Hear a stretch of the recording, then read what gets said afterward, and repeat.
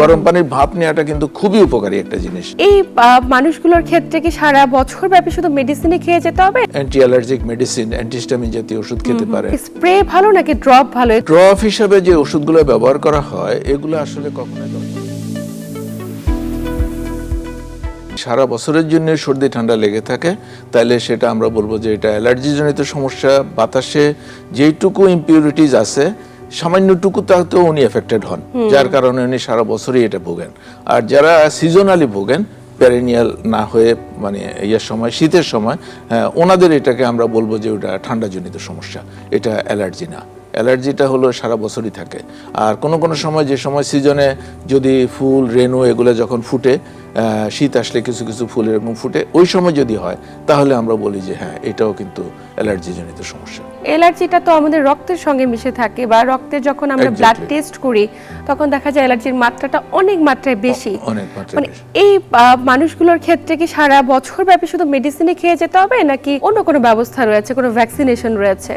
হ্যাঁ, এটার জন্য ভ্যাকসিন, ডেফিনেটলি অনেকগুলো ভ্যাকসিন ইন্ডিভিজুয়াল অনুসারে কারো কারো অনেক ভালো কাজ করে, কেউ কেউ আবার বিশেষ উপকার পায় না। কিন্তু ভ্যাকসিনের চেয়ে সবচেয়ে বেশি জিনিস যেটা, সেটা হলো নিজে প্রিকশন নেওয়া, ধুলাবালি থেকে দূরে থাকা, যেখানে দুর্গন্ধ হয় সেখানে ইয়ে করা, নিয়মিত মাস্ক পরা, বাইরে যাওয়ার সময়, আমরা তো সবাই বাইরে যাই বা মার্কেটে যাই, বিভিন্ন কাজকর্মে যখন বাইর হই তখন মাস্ক পরা রেগুলার।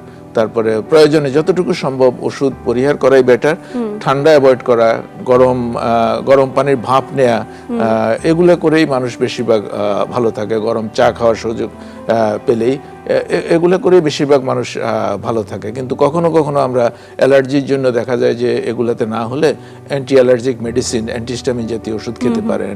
কারো কারো দেখা যায় যে শুধু নাকের মধ্যে খুব লো ডোজে স্টেরয়েড স্প্রে পাওয়া যায়, এগুলো ব্যবহার করে ভালো থাকে, অনেকদিন ব্যবহার করা যায়। অনেকেই তো পরামর্শ দিয়ে থাকে যে নেজাল স্প্রে, আবার অনেকে নেজাল ড্রপও দিয়ে থাকে। আসলে স্প্রে ভালো নাকি ড্রপ ভালো? এই দুটোর মধ্যে অনেকের অনেক কিছু জানার আগ্রহ রয়েছে, একটু বিস্তারিত জানবো। ড্রপ হিসাবে যে ওষুধগুলো ব্যবহার করা হয় এগুলো আসলে কখনোই 10-12 দিনের বেশি ব্যবহার করা যায় না, কারণ এরা ইমিডিয়েটলি কাজ করে এবং অনেকদিন ব্যবহার করতে থাকলে এদের রিবাউন্ড এফেক্ট হয়, অর্থাৎ পরবর্তীতে নাকের অসুবিধাগুলো আরো বাড়তে থাকে। আর স্প্রে যেগুলো পাওয়া যায়, স্পেশালি স্টেরয়েড জাতীয় স্প্রে, খুবই সামান্য ডোজে, অনেক অনেক মাইক্রোগ্রাম ডোজে স্প্রে হিসেবে পাওয়া যায়, এবং এরা লং টার্ম ইউজ করা যায়, এদের কোনো সাইড ইফেক্ট একদম নাই বললেই চলে।